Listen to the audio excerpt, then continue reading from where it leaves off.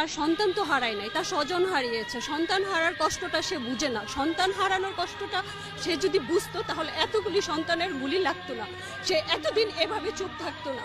কারণ সন্তান যেভাবে আমরা লালন পালন করি, এত বছর পর্যন্ত তৈরি করি, এই সন্তানদেরকে এত অবজ্ঞা, এত অবহেলা, এটা আমাদের খুবই কষ্ট দেয়।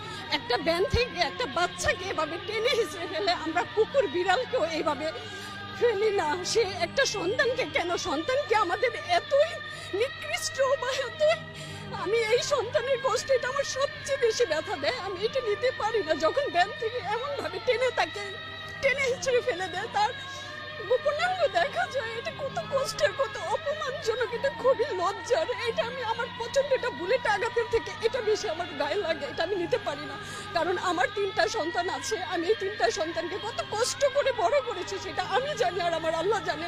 আমার হাজবেন্ড দেশের বাইরে থাকে।